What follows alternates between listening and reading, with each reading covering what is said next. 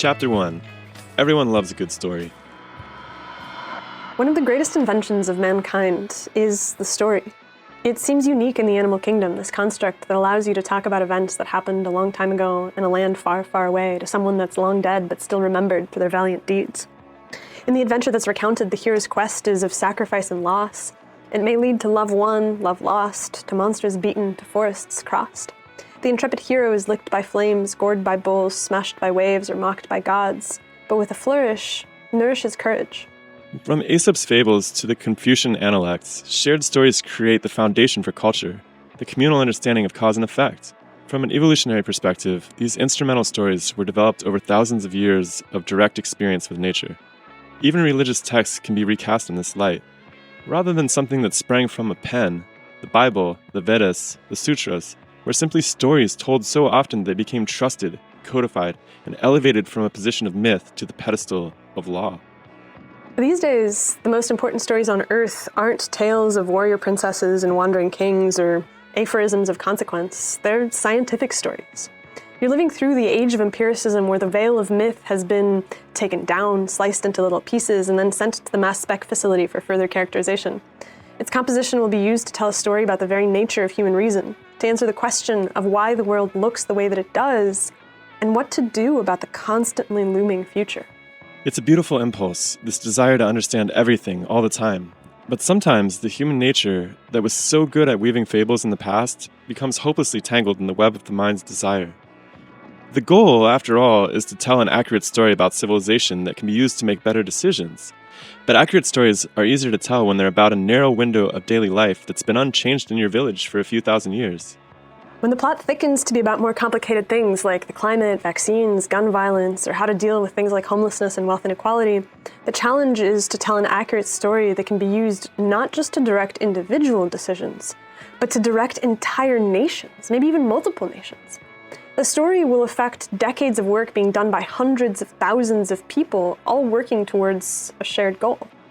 So what happens when the people putting together these stories are just people?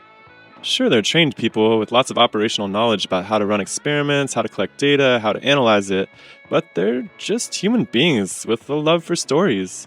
They recognize there's no drama and nuance, no satisfaction in reporting how the results of a scientific study can be interpreted in a number of ways, and that their interpretation might be no better than anyone else's. We'll get to what happens when you realize that scientists are just people, not gods. But first, we're going to talk about the trap of motivated reasoning and how it gets so many people to fall into it, even when they know it's there. Chapter 2. The mind is a bias machine. Far from being the equivalent of a steel trap, the human mind is a skittery, inconsistent, but stupidly powerful instrument. It's strong enough, as we showed last week, to make the body sick, even when there's no indication of underlying disease. But it's also weak enough to create faulty, incomplete models of the world that reflect little more than one's personal preferences about how the world should be, rather than how it is. For example, take the story of the fox and the grapes. The fox comes along and sees a vine with a big cluster of luscious-looking grapes hanging off of it. He tries to get at the cluster a few times, realizes that it isn't going to work out, and then shrugs and moves off. To himself, he says, well, they were sour anyways. That, my human friends, is a 2,500-year-old recorded example of cognitive dissonance, and a principle that science didn't get around to defining until the late 1950s, when Leon Festinger wrote his theory of cognitive dissonance. In it, he proposed that humans want to have an interior landscape that corresponds to the events taking place around them. If they can't reach a bunch of grapes, it was because they didn't want the grapes in the first place. His point was that carrying around a head full of ideas that contradict each other, I want the grapes, I can't reach the grapes, was difficult and unpleasant, and so the mind would defend itself from the discomfort by believing whatever was most convenient. The question that obviously flowed from that realization was all about the nature of how these beliefs were constructed. What decided which beliefs won out and which were discarded? Was it facts? No, definitely not. People's cognition and reasoning are stubbornly impervious to facts. They're much more influenced by emotions, from which they derive instinctive decisions that feel good. And afterwards, the slower reason system spools up, and the mind gets down to the hard work of creating justifications and explanations for the first blush of instinct. Research, or me-search, seems to show that most people will believe the first thing they hear and will use that as an anchor for all future cognition. So if you're exposed to a particular argument about some political question, climate change, vaccines, gun control, you're likely to filter all subsequent facts you encounter through that anchor belief. Does this support my position on these issues or no? If it doesn't, your mind simply ignores it. If it does, then it's used to reinforce the pre-existing belief structures. Nisbet and Ross wrote a book on this called Human Inference, where they attempted to explain all of the domains in which this sort of motivated reasoning occurs. Subjects resist revision of their theories in light of later conflicting evidence beyond any reasonable standards of conservatism. Subjects are consistently more confident of their judgments than the data they're given warrants. Indeed, in many situations, subjects' confidence ratings increase when they are subsequently given data contrary to their judgments. So, what is going on? Why are humans so bad at seeing how things are rather than how they want them to be? Chapter 3. Incentives drive reasoning. For a long time, people, psychologists mostly, had a pretty simple model of human reason. People were good actors who were incentivized to do the right thing and to create an accurate model of the world around them. It was a lovely vision that quickly collapsed. Experimenters found that people didn't actually want to do the right thing in little ways. For example, let's say you run an experiment where you ask people to assign themselves and a volunteer they haven't met to two tasks. One that's described as being fun and lively, and another which we'll describe as being quite boring. You tell them that they can either decide outright, or they can flip a coin to assign who gets what job. 90% of people will simply take the fun task and give the boring one to the other person. But hilariously enough, 90% of those who flip a coin end up assigning themselves to the fun task. More importantly, they rate themselves as being more moral than the ones who didn't flip the coin. In other words, they cheat, but still come out feeling on top. They don't want to do the boring thing. No one will know the difference. Why not stick the other volunteer with it? This would suggest that in low-stakes conditions, people will reason their way into cheating being okay. Then there was the idea that people wanted to have an accurate picture of the world. But that crumbled too. In one study, participants were presented with the details of a crime.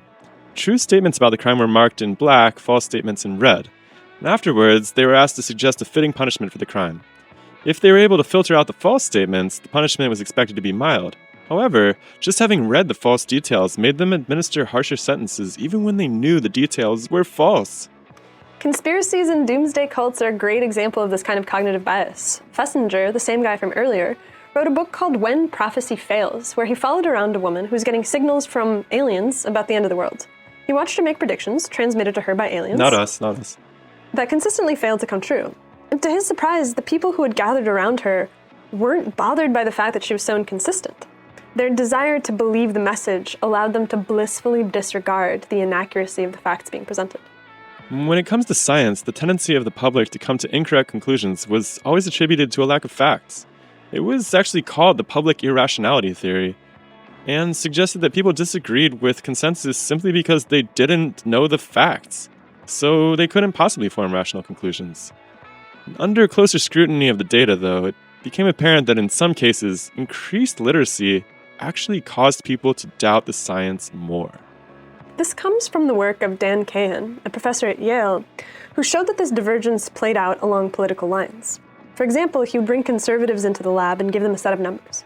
In a 2017 paper, he wrote, "When told that the experiment was aimed at figuring out the effectiveness of a skin rash treatment, those highest in numeracy were the most likely to supply the correct answer, regardless of their political outlooks. When, in contrast, another group of subjects were told that the experiment was designed to test the effectiveness of a concealed firearms ban, the subjects highest in numeracy were likely to support the correct answer only if the data, properly interpreted, supported the position associated with their political predisposition." A lot of Kahan's work is all about this. He's shown over and over again that it's impossible for people to correctly evaluate data when it conflicts with their political perspectives, especially on topics like climate change, concealed carry, and fracking. What this points to is that scientists, as a tribe, are not any more capable of objectively analyzing the data than anyone else. They're human, just like everyone else, and are motivated by tribal behavior that roots into the deepest, most animal parts of human psychology. They don't want to get cast out of the group for believing in something that doesn't line up. So, if humans are such poor thinking machines, what can be done? Chapter 4. Structuring positive incentives.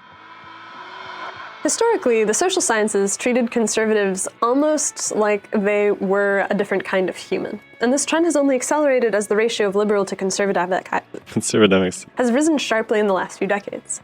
But the truth of the matter is that liberals have the exact same tribal tendencies, and humans are currently in a position where there are a number of politically relevant issues that require careful assessment in order to make effective decisions about the future.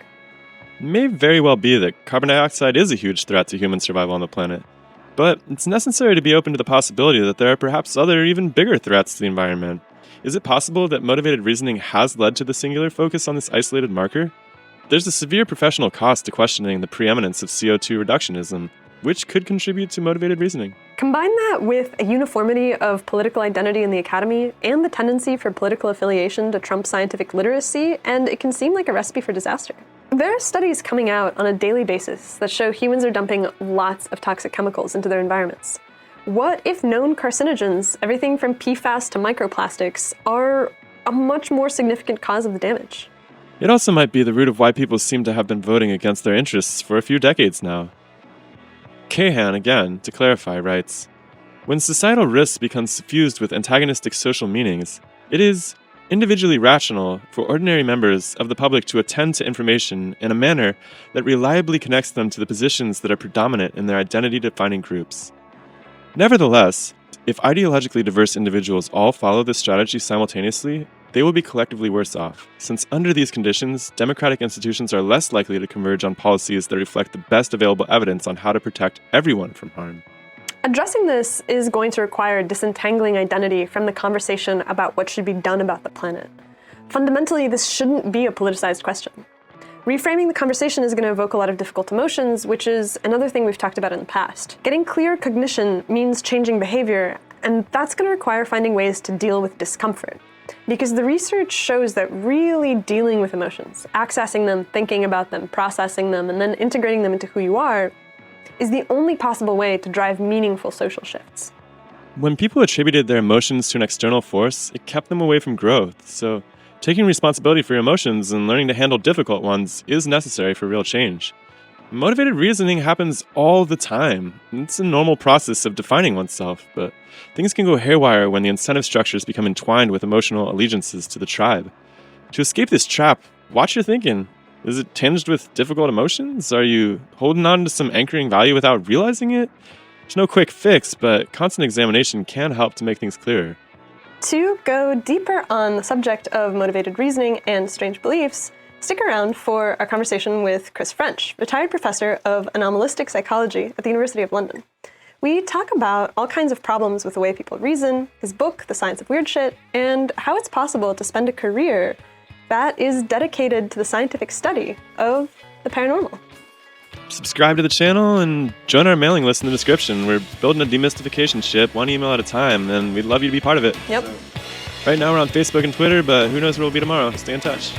See you next week, humans. Bye. Bye.